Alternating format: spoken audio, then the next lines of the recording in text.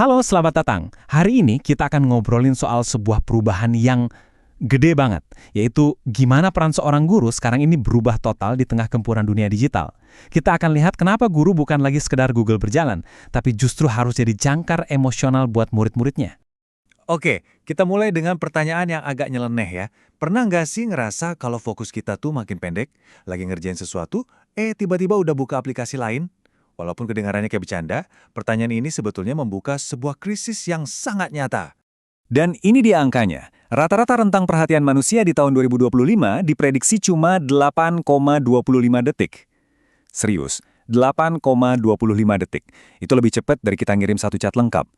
Angka ini tuh kayak alarm keras yang ngingetin kita gimana era digital benar-benar ngerombak cara otak kita bekerja. Dan inilah puncaknya. Ada studi yang nunjukin kalau rentang perhatian kita sekarang secara teknis lebih pendek dari seekor ikan mas. Ya, ikan mas.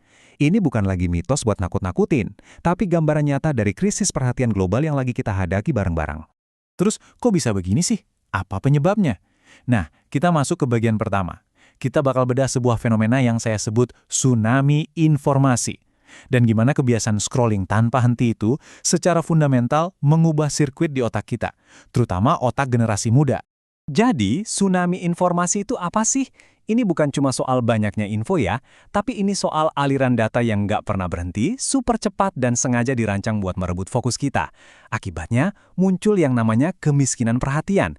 Informasinya melimpah ruah, tapi kemampuan kita buat fokus mendalam jadi barang langka. Nah, coba deh kita lihat datanya dari waktu ke waktu. Di tahun 2000, sebelum media sosial meledak, rentang perhatian kita masih di angka 12 detik. Terus anjlok drastis. Sekarang kita berjuang keras cuma buat dapat 8 detik.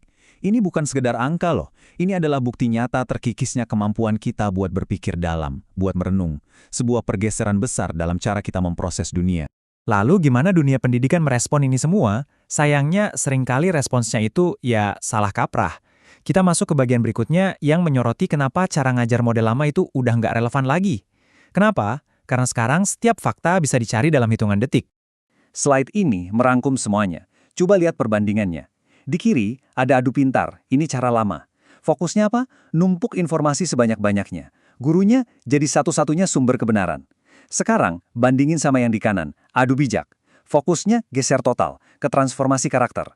Guru bukan lagi pusatnya, tapi jadi fasilitator, jadi mentor. Beda banget kan?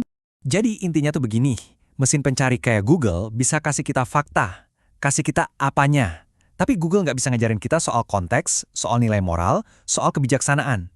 Nah, disitulah peran baru seorang guru, menjelaskan mengapa sebuah informasi itu penting dan bagaimana kita seharusnya memakai informasi itu dengan baik dan benar.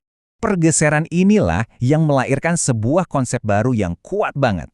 Dari sini, kita akan lihat gimana guru bertransformasi menjadi sosok yang paling dibutuhkan di era ini, seorang jangkar emosional. Apa sih jangkar emosional itu? Bayangin aja lautan informasi yang arusnya deras dan bikin pusing. Nah, guru di sini perannya kayak jangkar kapal. Dia yang memberikan stabilitas, dia yang menjaga supaya siswa nggak terombang-ambing dengan memberikan rasa aman, stabilitas psikologis, dan yang paling penting, kompas moral. Ini semua soal koneksi manusiawi. Dan kenapa peran ini jadi sepenting itu? Karena ada resiko nyata dari apa yang anak-anak muda sekarang sebut brain rot. Mungkin ini bukan istilah medis ya, tapi ini cara mereka menggambarkan dampak dari terlalu banyak terpapar konten digital receh. Gejalanya ngeri loh, mulai dari susah ngatur emosi, canggung di dunia nyata, sampai nggak tahan sama rasa bosen. Oke.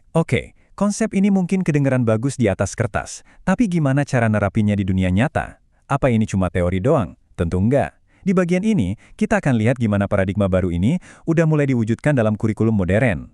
Kalau di Indonesia, contoh paling konkretnya adalah profil pelajar Pancasila. Tujuannya bukan lagi cuma nyetak siswa yang jago hafalan, tapi ngebentuk manusia yang utuh. Ada 6 dimensi karakter inti di sini yang dirancang jadi semacam kompas moral dan intelektual mereka untuk menghadapi masa depan.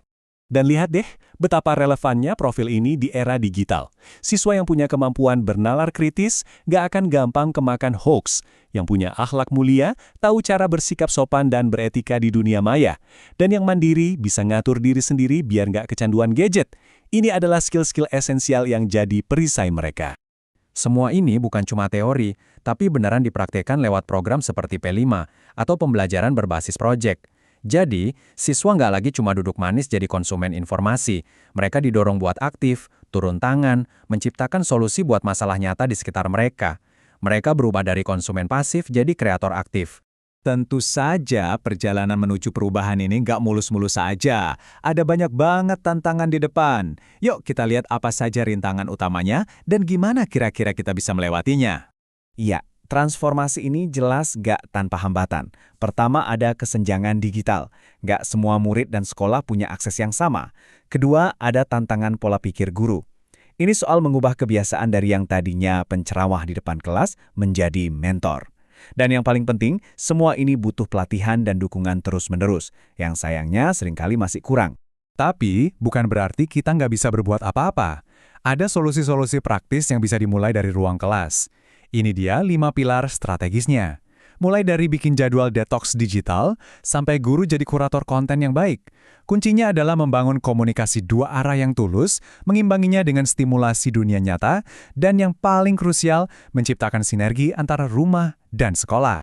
Pada akhirnya, semua ini kembali ke satu hal yang tidak akan pernah bisa digantikan oleh teknologi secanggih apapun.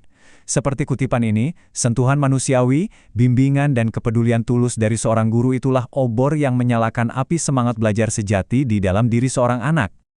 Sebagai penutup, saya mau meninggalkan satu pertanyaan untuk kita renungkan bersama. Teknologi akan terus berevolusi, makin canggih, makin pintar. Pertanyaannya sekarang bukan lagi bagaimana kita mengejar kepintaran teknologi itu, melainkan bagaimana kita bisa memastikan bahwa kita sebagai manusia juga terus bertumbuh menjadi lebih bijak. Terima kasih sudah menyimak.